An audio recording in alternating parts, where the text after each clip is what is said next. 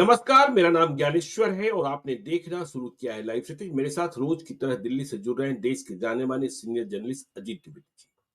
अजीत जी, आज राहुल गांधी पटना आए, संविधान सुरक्षा पर बोले, प्रधानमंत्री नरेंद्र मोदी को नसीहत दी, लेकिन बिहार में अपनी ही सरकार, उस सरकार की बात उन्होंने की जब बिहार में महागठबंधन की सरकार थी और बड़ा आरोप मत दिया।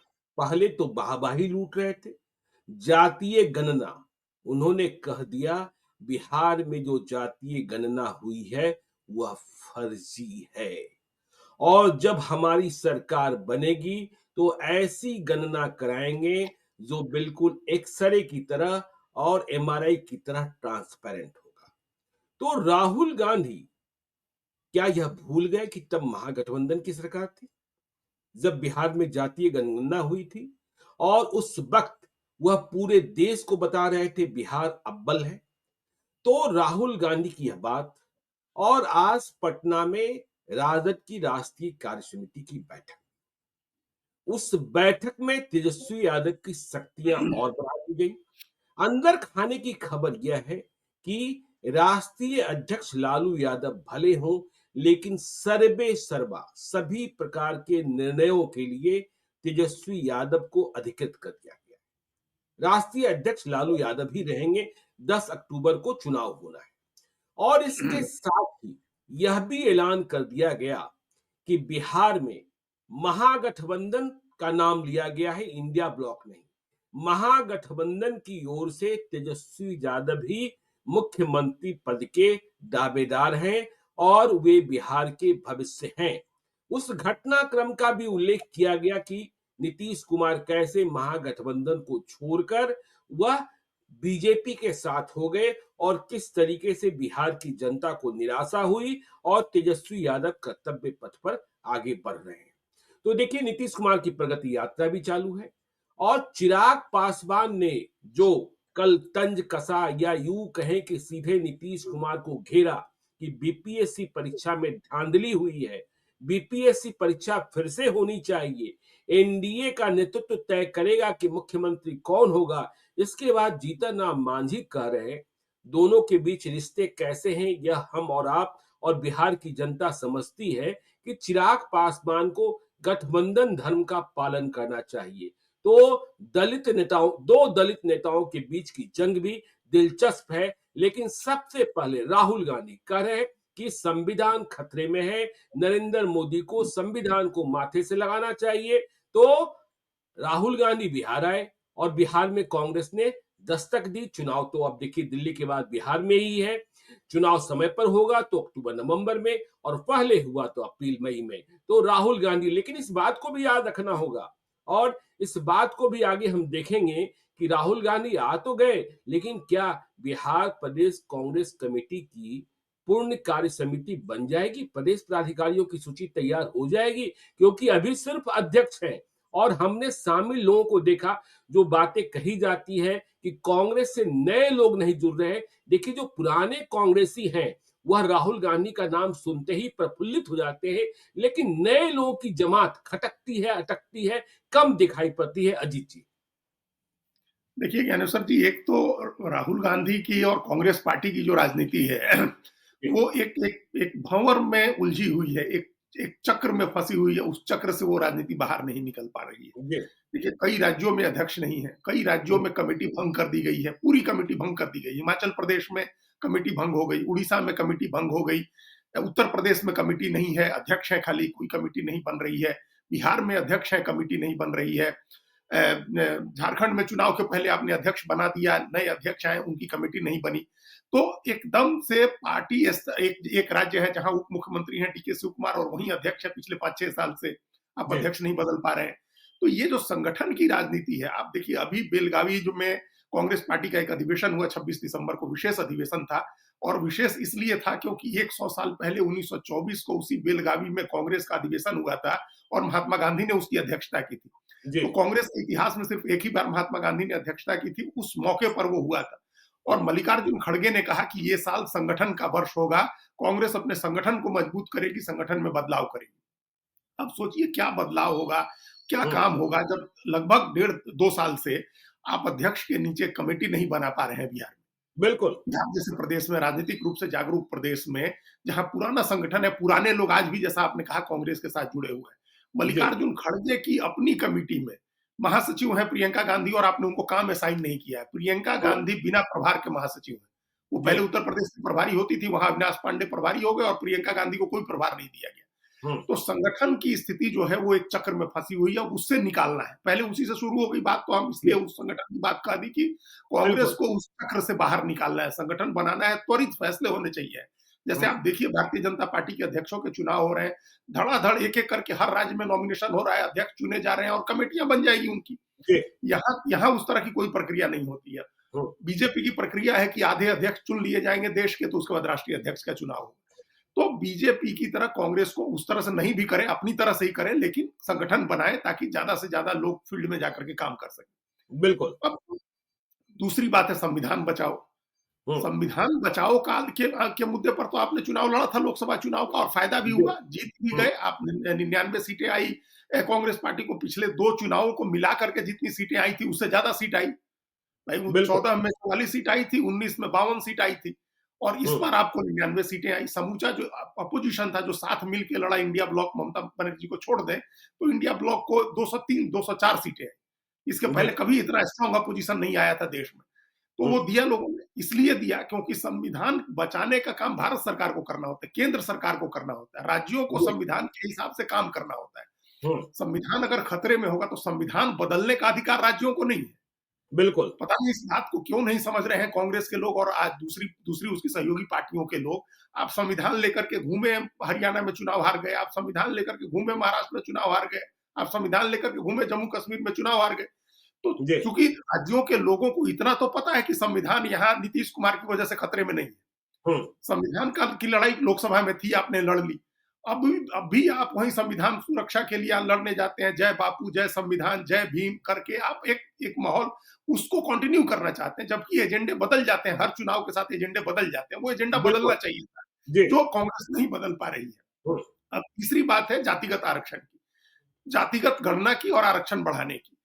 अब एक बात देखिए, पता नहीं उनसे कोई सवाल पूछता नहीं है, ये किसी से नहीं पूछते। आजकल एक सवाल पूछने का चलन ही खत्म हो गया कि प्रेस कॉन्फ्रेंसेस में वो जो असहज सवाल नहीं पूछे जाते हैं। जी, अभी जाति गणना गणना करा करके रखी गई है कर्नाटक में, तो क्यों नहीं सरकार, बिल्कुल, वहां कांग्रेस की सरकार है, क्यों नहीं जारी कर रही? हुँ, अभी पिछली कैबिनेट में उसका एजेंडा था कि कैबिनेट में आएगा और जाति गणना के आंकड़े जारी किए जाएंगे और वो टाल दिया गया।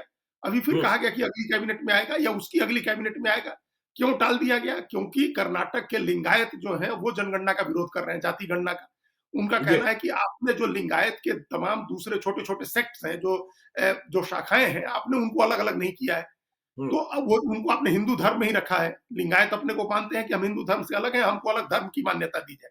जैसे जी, जैसे बगल के झारखंड में आदिवासी सरना अपने को सरना कोड की मांग करते हैं कि हमको हिंदू से अलग रखा जाए, वैसे लिंगायत कहते हैं, उनकी सारी मान्यताएँ भी अलग हैं। वहाँ लोग दफनाए जाते हैं, लिंगायत लोग जो है हिंदू हैं लेकिन दफनाए जाते जी, हैं। वो लोग अपने हुँ, को अलग मान रहे हैं अपनी, तो वो विरोध कर रहे हैं तो सरकार ने रोक दिया। तो आप खुद छोटी-छोटी बातों पर जनगणना का आंकड़े रोक दे रहे हैं, नहीं जारी कर रहे हैं। और हुँ, बिहार में जहाँ जनगणना के आंकड़े जारी हो गए, जनगणना करा करके, अब आप उसको कह रहे हैं कि फर्जी है। हुँ। अब ये इस और बात का तब कोई बीजेपी और तब बीजेपी वाले कह रहे थे या फिर जो नाराज वर्ग था कि भाई इसकी हुँ, संख्या बढ़ा दी गई, इसकी संख्या कम कर दी गई और तब आप ढिंढोरा पीट रहे थे और आज आप कह रहे हैं फर्जी है। और दूसरी बात देखिए राहुल गांधी बिहार आए, आपने ठीक कहा कि राज्यों में जब चुनाव है तो संविधान को लेकर आप कितना लड़ लेंगे। मैं नरेंद्र मोदी को देखता हूं या अमित शाह को देखता हूं, जब वह राज्यों में जाते हैं और जहां भाषण कर रहे होते हैं वहां वो वोकल फॉर लोकल होते हैं। वहां वह बिल्कुल। स्थानीय समस्याओं की बात करते हैं, स्थानीय मुद्दों की बात करते हैं। लेकिन पता नहीं राहुल गांधी का होमवर्क, आज वो बिहार आए थे, यदि बीपीएससी के मुद्दे पर बोल दिए होते, बिहार हुँ, लैंड सर्वे पर बोल दिया होता, बिहार में स्मार्ट जो बिजली का मसला है उस पर बोल दिए होते और बिहार से पलायन पर बोल दिए होते, तो शायद ज्यादा बड़ी बात हो जाती और इसको इसे लेकर बिहार की जनता ज्यादा कनेक्ट भी हो पाती। हाँ, तो वही कहा ना हमने कि पूरा संगठन, पूरा प्रचार का तरीका, एजेंडे सब एक चक्र में फँस गए, भंवर जाल में फँसा बिल्कुल, हुआ है सब कुछ। एक ही चीज़ें आप जाकर के लूप में एक ही चीज़ हर जगह दोहरा रहे हैं। आप जी। एक लूप नहीं होता कि लूप में चीजें चल रही हो, एक ही विजुअल जैसे चलाते हैं टेलीविजन चैनल पर, तो लूप में आप चला रहे हैं, एक ही तरह की बातें आप हर जगह कर रहे हैं। हम्म। संविधान की बात आप कर देते, ठीक है, संविधान बचाने की बात भी कर देते आप, लेकिन जहां गए हैं वहां के स्थानीय मुद्दे उठाने चाहिए थे।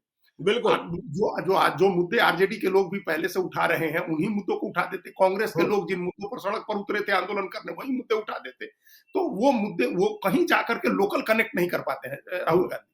तो अब जैसे इसकी वजह तेजस्वी से यादव कह रहे हैं कि भाई टायर्ड है और रिटायर्ड है नीतीश कुमार, हाँ, प्रशांत किशोर कह रहे हैं कि मानसिक स्वास्थ्य की जांच होनी चाहिए। हाँ, आप सीधा हमला करते ना।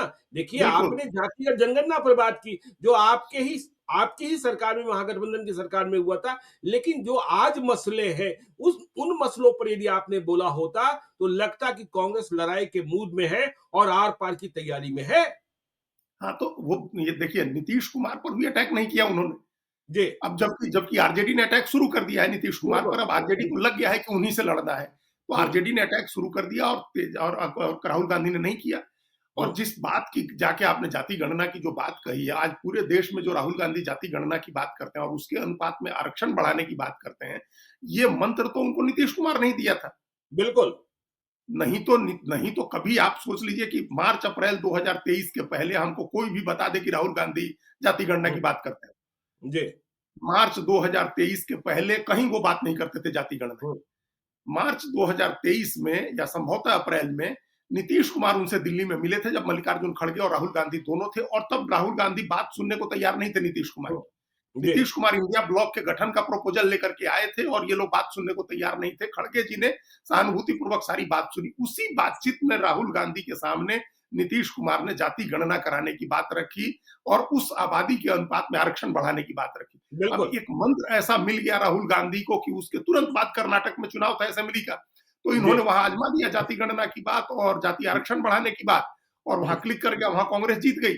अब उसके बाद हर चुनाव में आप इसी यही राग गा रहे हैं, हर जगह यही बात आप कह रहे हैं। उसके बाद लगातार चुनाव, उसके बाद और 14 राज्यों देखिए, में चुनाव हुए यदि हैं नीतीश ज्ञानेश्वर जी। कुमार को घेरना होता और यदि देखिए आप कनेक्ट होना चाहते, तो आप कहते ना कि भाई देखिए जातीय जनगणना की जो रिपोर्ट आई उसके हाँ, बाद आपने वही। जो आरक्षण बढ़ाया, आप क्यों नहीं दबाव बना रहे हैं मोदी सरकार पर कि आप इसको शेड्यूल 9 में शामिल कीजिए, क्यों नहीं? तो आप सीधा सवाल कर सकते थे। जब आप कह रहे हैं कि जातीय जनगणना होनी चाहिए और उसके आधार पर आरक्षण मिलना चाहिए, तो यह सवाल तो उठा ही सकते थे ना बिहार की धरती से।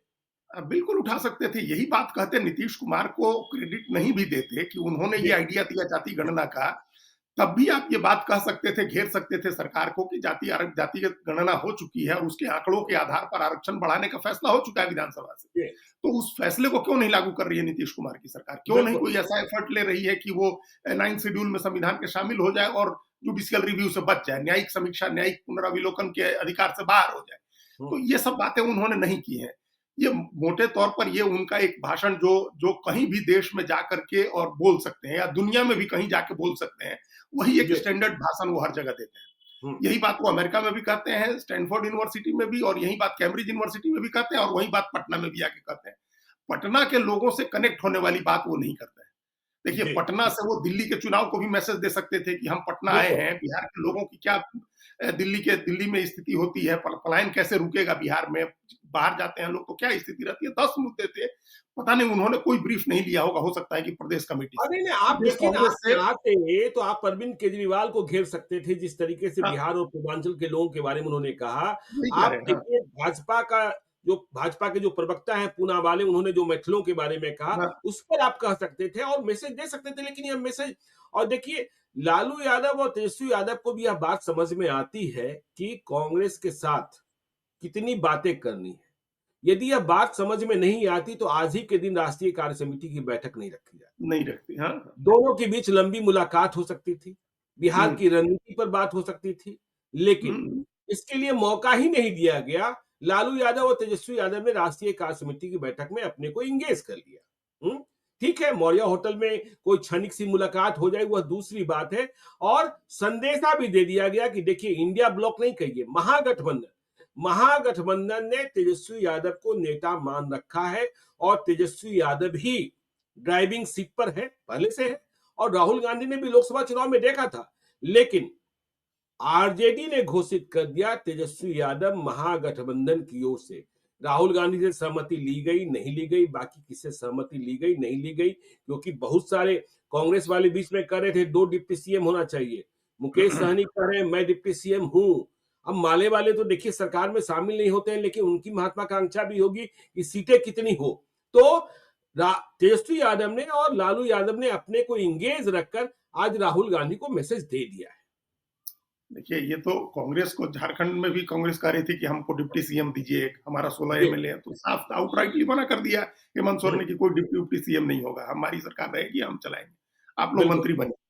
हुँ, तो ये आपको कांग्रेस की हैसियत नहीं बढ़ेगी तब तक ये सब चीजें उसको झेलनी होगी। और हुँ, आप जो बात करें आरजेडी ने अपने को एंगेज किया है। अब देखिए हमको ध्यान आ रहा है जब महाराष्ट्र का चुनाव था असेंबली का 1 साल पहले से महाराष्ट्र में साझा रैलियां शुरू हो गई थी। हर जगह साझा बिल्कुल, रैली होती थी। हर जगह हर बिल्कुल। रैली में कांग्रेस के लोग शरद पवार और उद्धव ठाकरे सब लोग शामिल होते थे। लोकसभा चुनाव के पहले हुँ, साझा रैलियां होती थी। हर जगह सब लोग साथ में जाते थे। तो जो अगर नीतीश इनको राहुल गांधी को पटना आना था तो आप साझा रैली भी प्लान कर सकते थे आरजेडी के जी। साथ। हुँ, एक साझा कार्यक्रम करते हैं। आखिर संविधान बचाने की बात तो तेजस्वी यादव भी करते हैं, आरक्षण हुँ, बचाने की बात भी तेजस्वी यादव करते हैं, जाति गणना की बात भी करते हैं। जब एक ही मुद्दा है, जय बापू, जय भीम और जय संविधान की बात है, जी। तो हुँ, तेजस्वी यादव भी साथ में रहते और ये बिल्कुल। दोनों लोग साथ में रैली करते। हुँ, एक तो ये नहीं हुआ, साझा रैली नीतीश कुमार ये राहुल गांधी की और तेजस्वी की नहीं हुई। और दूसरे महागठबंधन का उम्मीदवार आरजेडी की हुँ, बैठक में कैसे घोषित होगा? सही बात है। महागठबंधन का उम्मीदवार तो महागठबंधन की बैठक में घोषित होगा ना। हुँ, बिल्कुल। आरजेडी की बैठक में तो आरजेडी का उम्मीदवार घोषित होगा। हुँ, तो महागठबंधन की बैठक भी हो सकती थी आज ही।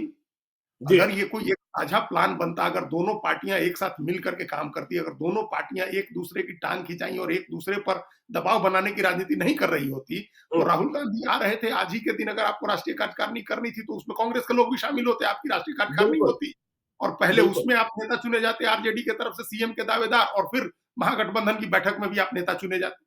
हम हुँ, सब लोग देखते हैं ऐसे ही तो होता है। प्रधानमंत्री का भी चुनाव होता है तो पहले बीजेपी की बैठक में नेता चुने गए नरेंद्र मोदी और फिर एनडीए की बैठक में नेता चुने गए। तो आपने आपने आरजेडी की बैठक की और उसमें महागठबंधन के आप नेता घोषित हो गए। जी। ऐसा मतलब ये मतलब ये तो कोई लॉजिक इसका नहीं बनता है ना। आप हुँ, आरजेडी के नेता घोषित हो जाइए हुँ, कि आरजेडी की तरफ से आप दावेदार हैं और महागठबंधन इस पर आगे की बैठक में मुहर लगाएगा। बिल्कुल। लेकिन आपने मान लिया कि महागठबंधन का मतलब आरजेडी है। जी, और तेजस्वी यादव ने पहले कह दिया था बक्सर के की प्रेस कॉन्फ्रेंस में। उन्होंने कहा था कि कोई इंडिया ब्लॉक लोकसभा के लिए ही बना था, लोकसभा चुनाव के लिए ही था, उसका उसका कोई राज्यों में कोई अस्तित्व नहीं है। राज्य में पहले से गठबंधन है, जी, तो राज्य में महागठबंधन है, महागठबंधन ही कहा जाएगा। जैसे महाराष्ट्र में महाविकास आघाड़ी कहा जाता था, वैसी हुँ, महाविकास आघाड़ी जैसे वहां था, वैसी यहाँ राज्य में महागठबंधन है।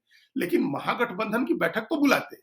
तो बिल्कुल। महागठबंधन की बैठक बुलाने की जरूरत तो कांग्रेस ने समझी ना आरजेडी की ने समझी। दोनों ने हुँ, अपना-अपना कार्यक्रम किया, दोनों अपना-अपना ये मैसेज तो दिया। कहिए अखिलेश प्रसाद सिंह अध्यक्ष हैं और उनका लालू परिवार से सद्भाव है, इसलिए लालू परिवार ने देखिए ना-ना करते हुए भी लोकसभा में इतनी सीटें दे दी और आप 3 जीत भी गए। जीत भी गए, यह हाँ। देखिए आपके लिए अच्छी बात रही कि आप 3 जीत भी गए। वरना क्या होता, क्या नहीं होता और फिर देखिए जिस तरीके से अभी से दबाव बना रखा है आरजेडी ने कि भाई 2020 में महागठबंधन की हार का जिम्मेवार कांग्रेस है, तो फिर आगे क्या होगा? और राहुल गांधी के करीबी बिहार में और भी कई लोग दिखते हैं, उनके साथ लालू परिवार का क्या रिश्ता है, यह भी हम और आप समझते हैं। तो ये सारी मुसीबतें अब भी खड़ी है और आरजेडी के भीतर यह भी तय हो गया है तेजस्वी यादव ही देखिए बाकी कहीं गणेश परिक्रमा करने से कुछ होने वाला नहीं है। तेजस्वी यादव भी सर्वशक्तिमान हो गए हैं। लालू यादव की बस मुहर लगती है। लालू यादव के पास कोई जाता भी है तो वो कहते हैं देखिए मैं तेजस्वी यादव को कह दूंगा, बाकी तेजस्वी यादव समझेंगे। हाँ, ये आरजेडी ने अपनी हायरार्की तय कर दी कि अब वहाँ जी, लीडर तेजस्वी यादव है। जी, अभी आरजेडी को लेकर के जो एक बात कही जाती है हर जगह और हर आदमी इस बात को कहता है, मानता है टिकट के समय खास तौर से कि 5 दरवाजे पर जाना होता है। हुँ, तो 5 दरवाजे पर जाने वाली जो बात है, उस बात से आरजेडी को निजात पाना है। बिल्कुल। वहाँ क्या है, हम लोग अक्सर सुनते हैं कि किसी को लालू हुँ, यादव ने भी टिकट का वादा कर दिया, किसी को हुँ, राबड़ी देवी ने कर तेजप्रताप ने दिया, कर दिया, किसी को तेजस्वी यादव ने, तेज प्रताप ने, किसी को मीसा भारती ने। मुसाबाती तो में। इसकी इसकी वजह से कन्फ्यूजन रहता है वहाँ। सब आदमी मानते हैं कि 5 मूर्ति पर प्रसाद चढ़ाने जाना है जी, या पाँव पूजने जाना है 5 मूर्तियों हुँ, के। तो ये स्थिति खत्म कर दी एक तरह से। धीरे-धीरे खत्म हो भी रही थी, धीरे-धीरे वो बिल्कुल। ऑल पावरफुल हो रहे थे तेजस्वी यादव और अपने डिसीजंस कर रहे थे, खास तौर से उन सीटों पर जहां उनको पता चल जाता था कि परिवार में किसी और ने वादा किया है। जी, वहां तो वो जरूर अपने मन से टिकट बांटते थे, अपने मन से जरूर जी, टिकट देते थे।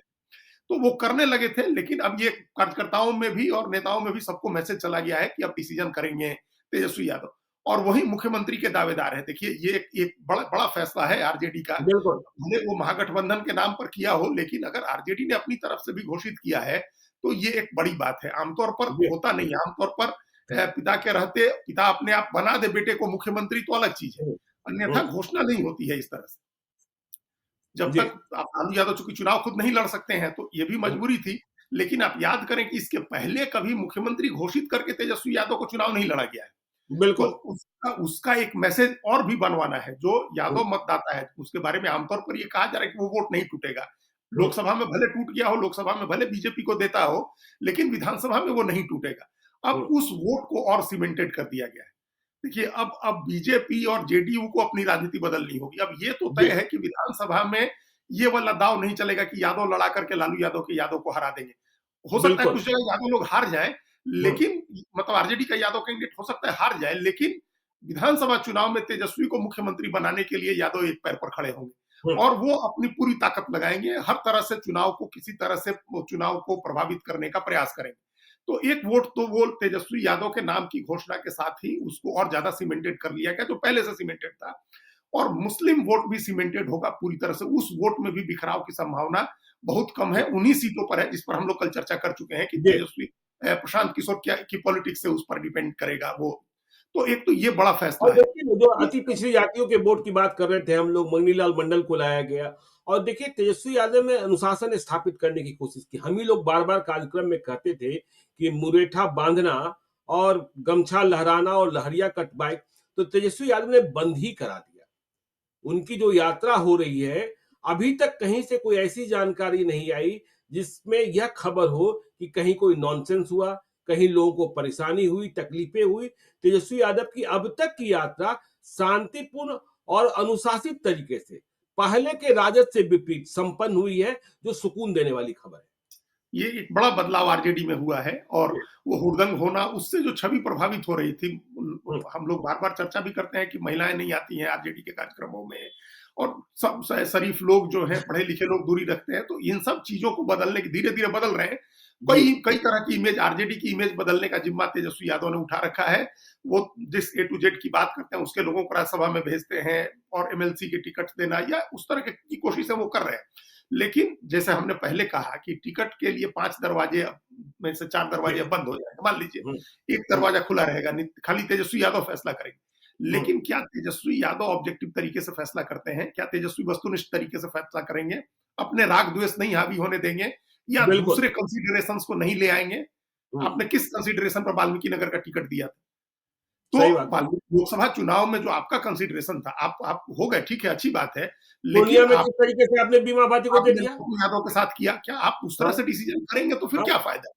फिर तो पार्टी मधेपुरा का में आपको नुकसान होगा। उम्मीदवार नहीं मिला तो चंद्रदीप यादव को देना पड़ा। आप पटना से उम्मीदवार लेकर के गए, हाँ, तो आप जिस गोप तरह से गोप का ट्रीट करते मधेपुरा हैं, गोप का और आपको उम्मीदवार नहीं मिलता है। आपको उम्मीदवार नहीं मिल रहा था वहाँ से, आप जी। जिस तरह से ट्रीट किया आपने लोगों को, हुँ, दूसरे आप शरद यादव का परिवार है, आपने उन लोगों के साथ जिस तरह का बर्ताव रहा, पप्पू यादव के साथ जिस तरह का बर्ताव रहा, बाहर से एक कैंडिडेट को आपने जिस तरह से वाल्मीकि नगर में उतारा, हिना साहब के साथ जिस तरह से, खैर उसको तो हुँ, आपने ठीक करने की कोशिश की, लेकिन चुनाव के पहले जो स्थितियाँ थी, तो ये अपने आप को भी बदलने और ठीक करने की ज़रूरत है। हुँ, सिर्फ बड़ी ज़िम्मेदारी, लोग कहते हैं कि बड़ी जो ज़िम्मेदारी आती है, वो बड़ी जवाबदेही के साथ आती है। आपको बड़ा पद मिलता है, तो उसके साथ बड़ी जवाबदेही आती है। आपको बहुत बिल्कुल। ताकत मिलता है, तो उसके साथ बड़ी जवाबदेही आती है। मतलब great responsibility comes with great मतलब great hmm, power comes with great great responsibility कहते हैं ना, तो वो आपको बड़ा पावर मिला है, तो बड़ी ज़िम्मेदारी भी मिली है आपको। जी। तो उस ज़िम्मेदारी के लिए आपको ऑब्जेक्टिव होना होगा। हुँ, और दूसरी बात, आज ही हमारी पटना में एक सज्जन से बात हो रही थी, बड़े पत्रकार हैं, उन्होंने कहा कि डाटा जो है, वो बिहार जैसे स्टेट में बहुत छोटा पार्ट होता है। हमने कहा कि पूरे ओवरऑल राजनीति में छोटा पार्ट होता है डाटा का। हुँ, उन्होंने करेक्ट किया कि बिहार की राजनीति में तो और भी छोटा पार्ट होता है। तो जो बिल्कुल। लोग डाटा का काम आपके लिए कर रहे हैं बैकरूम ऑफिस में, उन पर रिलाई करके आप खाली उन पर निर्भर होकर राजनीति नहीं कर सकते। हुँ, आप पल्स लीजिए जनता का, जहाँ घूम रहे हैं अपने पिताजी की तरह, उनके साथ बैठ करके सीखिए कि वो कैसे नब्ज पकड़ते थे। जो हम लोगों ने मंच पर सुना कि ऐसे लाठी रखते थे, लालू यादव कहते थे कि थर्मामीटर है, हम इसी से पता चल जाता है जनता का मूड क्या है। तो उस तरह से मूड समझिए जनता का। नहीं, नहीं, कैंडिडेट इस कौन? मिथक को तो तोड़ना ही होगा ना, चाहे जो विपक्ष बने, कि नीतीश कुमार हैं, तो सुरक्षा है। नीतीश हाँ, कुमार है तो विधि व्यवस्था ठीक है। भले ही अपराध की घटनाएँ कुछ बड़ी हों, लेकिन इधर के दिनों में जब से विनय कुमार डीजीपी बने हैं और कुंदन किशन एडीजी हेडक्वार्टर बने हैं, उन्होंने नियंत्रण की बहुत शानदार कोशिशें की हैं। लेकिन विपक्ष के लिए यह चुनौती है कि आपको जनता में यह भरोसा दिलाना होगा कि नीतीश कुमार की जगह हम भी आएँगे, तो विधि व्यवस्था ऐसी ही रहेगी और अधिक अच्छी होगी और सुरक्षित भी आप रहेंगे, क्योंकि जनता के लिए हिफाज़त, निजी जिंदगी में अमन चैन, यह सर्वोच्च प्राथमिकता होती है। देखिए ये तेजस्वी यादव का नाम घोषित करने के पीछे ये भी एक इसमें एक रणनीति होगी कि अभी तक जी, हमेशा लालू यादव के शैडो में तेजस्वी यादव राजनीति करते थे बिल्कुल। और एक बड़ा शैडो होता था लालू यादव का और राबड़ी देवी का। उनके शैडो में और बार-बार ये खुद कहते भी थे कि हम तो 2-2 मुख्यमंत्रियों के बेटे हैं। हालाँकि ये कहने की ज़रूरत नहीं है चुनाव में इस बात से ये कोई अच्छी बात कहने की नहीं होती है। लोग जानते ही हैं कि आप 2-2 मुख्यमंत्रियों के बेटे हैं। तो जी, उस शैडो में चुनाव लड़ते थे। और हुँ, फिर कहीं न कहीं छोटा साया तेज प्रताप का, मीसा भारती का भी होता था, परिवार का होता था।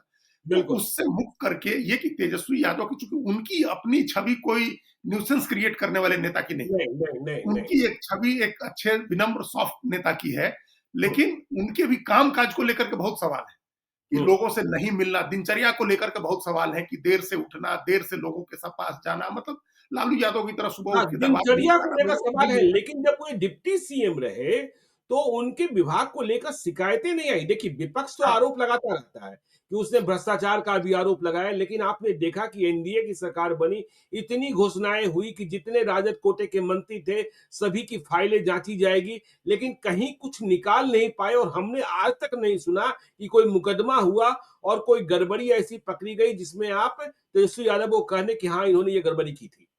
हाँ, बिल्कुल, वो करप्शन का भी इल्ज़ाम नहीं लगा कोई। हम लोग उस जी। फ़ाइल को लेकर के चर्चा किए थे कि फ़ाइल जब मँगाई, बिल्कुल। सारी फ़ाइलें जब देखी जा रही हैं, तो कोई हुँ, कार्रवाई नहीं हुई, इसका मतलब कुछ नहीं मिला। तो हुँ, उनके ऊपर करप्शन के भी चार्जेज़ नहीं हैं, बल्कि एक एफ़िशिएंट मंत्री की छवि उनकी बनी, उप मुख्यमंत्री की जी, छवि एक एक कार्यकुशल उप मुख्यमंत्री की छवि बनी कि वो सक्षम और कार्यकुशल उप मुख्यमंत्री थे और उनके विनम्र होने और उनके सॉफ्ट होने, उनके मतलब जो हमने पहले कहा कि न्यूसेंस क्रिएट करने वाले जो आरजेडी के बाकी नेताओं के लिए छवि बनती थी, जो जी, आरजेडी के पहले लालू यादव के करीबी लोग थे, उनको इनके रिश्तेदार लोग भी थे, उनको लेकर के वैसी बात तेजस्वी यादव को के बारे में नहीं है। तो ये एक तेजस्वी यादव का चेहरा भरोसा दिला सकता है। लालू यादव बिल्कुल। और राबड़ी देवी की छाया से निकल करके अगर तेजस्वी यादव अकेले लड़ते हैं और नीतीश कुमार के बरक्स उनके मुकाबले जब हर जगह बड़े-बड़े कटआउट्स और होर्डिंग्स तेजस्वी के लगेंगे, तो वो एक तुलना हो सकती है। फिर ये एक मकसद ये भी है कि 2005 के पहले की बातों को भुलाया जाए। तो जी, 2005 के पहले की बातें कब भुलाई जाएँगी? जब लालू यादव और राबड़ी देवी का साया हट जाए, जब वो छाया जो एक बड़ी-सी छाया पड़ती थी, उस छाया से निकल जाए तेजस्वी यादव। जी। तो उसकी कोशिश भी हो रही है। लेकिन अगर ये काम महागठबंधन की मौजूदगी में होता, कांग्रेस के भी नेता मौजूद होते। देखिए, हुँ, आप लाख कहिए, कांग्रेस के प्रति एक बड़े वर्ग का सद्भाव है, जिसमें हर वर्ग के लोग शामिल हैं, जिसमें अगली जी, जातियों के भी लोग शामिल हैं। हुँ, उनका एक सद्भाव कांग्रेस के प्रति, अगर कांग्रेस के लोग भी इस मौके पर मौजूद होते कि हाँ, तेजस्वी हमारे मुख्यमंत्री पद के दावेदार हैं, हुँ, तो उसका मैसेज ज़्यादा बड़ा होता। वो जी। आगे करना चाहिए, आरजेडी को ये बात करके महागठबंधन की बैठक करके उसमें भी मुख्यमंत्री पद का दावेदार घोषित करवाना चाहिए हाँ, और एक जॉइंट प्रेस कॉन्फ्रेंस ही कर लें, जॉइंट प्रेस हाँ, वो कॉन्फ्रेंस कर लें। हाँ, और यदि आज वो राहुल गांधी की मौजूदगी में ये हो गया होता, हाँ, तो पूरे देश में यह मैसेज चला जाता। पूरे देश में मैसेज जाता है। और फिर एक लीडरशिप का जो पूरे पूरे देश में जो सेकंड लाइन लीडरशिप इमर्ज हुई है, जो बड़े नेताओं के बेटे जो इमर्ज हुए हैं, चाहे जी, अखिलेश यादव हो, चाहे एम के स्टालिन हो, चाहे जगन मोहन रेड्डी हो, तो वो जो इमर्जेंस है इन नए नेताओं का, उस तरह से तेजस्वी यादव इमर्ज कर जाते हैं। बिल्कुल। तो वो काम, वो मौका आपने गंवा दिया। अब दोबारा थोड़े मुख्यमंत्री पद के दावेदार घोषित करवाएंगे अपने को। अब तो हुँ, महागठबंधन की बैठक होगी जिसमें आप मुहर लगवाएंगे। तो एक मौका था, ये कोऑर्डिनेशन बनाना था, लेकिन संकट ये है कि कोऑर्डिनेशन के लिए ये सारी बैठकें नहीं हो रही थी। जी, दोनों तरफ बैठक एक दूसरे पर दबाव बढ़ाने के लिए हो रही थी। बिल्कुल। आरजेडी का गठबंधन का है कि कम सीटें देंगे, हुँ, आप कम सीट लड़िए। और जो कांग्रेस के लोगों ने कहा हमको कि राहुल गांधी की सभा करके हम लोग एक मैसेज बनाएंगे कि हम लोग पीछे नहीं हटेंगे, हम जी, लोग कम सीट नहीं लेंगे। हुँ, तो लेकिन कम सीटें तो लेनी होंगी। अब हुँ, पशुपति पारस को अगर आप ले आ रहे हैं, बड़े नेता हैं, बड़ा नाम है उनका, अगर आप उनको ले आते हैं और अगर मुकेश सहनी को भी बनाए रखना है गठबंधन में, तब तो सीटें छोड़नी होंगी ना आरजेडी को भी, बिल्कुल। कांग्रेस को। एक हुँ, दूसरे पर दबाव बनाने की राजनीति से तो पशुपति नहीं काम भारत को होगा। लेकर जो बिल्कुल लेटेस्ट खबर है अजीत जी, कि वो थोड़े से विराम की मुद्रा में आ गए हैं क्योंकि चिराग पासवान ने फिर कुछ-कुछ बोलना शुरू कर दिया है, तो पशुपति पारस गुट को लग रहा है कि कहीं कोई खिचड़ी तो नहीं पका रहे हैं चिराग पासवान, फिर हमें एनडीए में यदि चिराग पासवान ने कुछ गड़बड़ की तो मेरा महत्व तो बढ़ ही जाएगा ना। बढ़ जाएगा। हाँ, ये बात है, ये बिहार के राजनेताओं की एक दुविधा है, हम लोगों को अलग से इस जी। पर बात करनी चाहिए है हुँ, कि कौन किसकी उम्मीद में बैठा है। बिल्कुल। भाई आरजेडी वाले कितने बरसों, महीनों उम्मीद में बैठे रहे कि कैसे नीतीश पर हमला करें, कहीं आ ही जाए। जी। वो हमला नहीं कर रहे थे। बीजेपी हुँ, वाले भी नीतीश कुमार को लेके सावधान थे कि कहीं चले मत जाएँ। हुँ, कांग्रेस वाले अपना दबाव की राजनीति कर रहे हैं। गठबंधन के जो सहयोगी हैं, सब दोनों तरफ देख रहे हैं कि किधर जाने का मौका मिल जाए, किधर ज़्यादा हुँ, बेहतर होगा। तो ये सब एक-दूसरे को आज़मा रहे होते हैं। मतलब आप कांग्रेस और बीजेपी नहीं मिलेंगे। इनके जी, अलावा तो बाकी सब ओपन है, कोई किसी के साथ भी जा सकता है। बिल्कुल। ये बिहार की भी राजनीति है और दूसरे कई राज्यों में भी है कि कांग्रेस, जी, बीजेपी नहीं मिलेंगे। इनको छोड़ हुँ, करके बाकी हुँ, सारी पार्टियाँ उपलब्ध हैं किसी के साथ भी जाने के लिए। हुँ। कोई सब और आदमी सबके साथ रह भी चुके हैं। जीतन राम मांझी ने नसीहत दे दी है चिराग पासवान को कि गठबंधन धर्म का ख्याल तो रखिए। हाँ, तो ये नसीहत तो ठीक दी है उन्होंने। ये बात नसीहत पहले जेडीयू के तरफ से आनंद मोहन ने ये बात उठाई थी और उनको कहा था कि जी, आप बताइए कि आप गठबंधन में हैं कि नहीं? आप अपनी मन बिल्कुल। के मालिक हो जाएँगे, जब चुनाव आएगा हुँ, तो आप कुछ भी थोड़े कर सकते हैं। और ये जिस तरह से उन्होंने अटैक किया, सरकार आपकी है, आपके गठबंधन की सरकार है और ऐसा नहीं है कि पार्टी फोरम पर आपकी बात नहीं सुनी जाती है। आप जी, अपनी नाराज़गी अगर थी बीपीएससी को लेकर के, आपकी एक राय है कि धांधली हुई और री-एग्ज़ामिनेशन होना चाहिए, तो आप टाइम लेकर के जाते नीतीश कुमार के पास, महीना हुँ, दिन पहले ही चले जाते। जो छात्रों पर इतनी लाठियां चली, वो सब भी लाठी नहीं चलाने की नौबत आती, जब गड़बड़ी की खबर आई तभी चले जाते। तो तब बिल्कुल। आप नहीं गए। तब आप नहीं गए। आपने बीजेपी के फोरम पर भी किसी से बात नहीं की। आपने क्या प्रधानमंत्री और गृह मंत्री से इस बारे में बात की कि चुनाव कैंसिल कराना चाहिए, अभी परीक्षा कैंसिल कराना चाहिए, अभी चुनाव का जी, साल है, नुकसान होगा। हुँ, कहीं हुँ, बात नहीं की आपने और सीधे पब्लिक फोरम पर जाकर के आपने बयान दिया। तो ये तो अच्छी बात है कि उनको नसीहत दी गई, उनको नसीहत देते रहने की जरूरत है क्योंकि कई बार वो भटक रहे हैं रास्ते से। चलिए तो देखिए बिहार की सियासत में अब तो खिचड़ी रोज़ पकेगी ही क्योंकि चुनाव दिल्ली के बाद तो बिहार में ही होना है। अप्रैल, मई या अक्टूबर, नवंबर यह कुछ दिनों में पता ही चल जाएगा। तो हमारी चर्चा जारी रहेगी, आप देखते रहिए लाइव सीरीज़ को। यदि अब तक आपने हमारे यूट्यूब चैनल लाइव सीरीज़ को सब्सक्राइब नहीं किया है, तो ज़रूर कर लीजिएगा और यदि इस वीडियो को आप फेसबुक पेज के माध्यम से देख रहे हो, पेज को लाइक कीजिएगा। हैंडल एक्स पर भी हमें फॉलो कीजिए। धन्यवाद।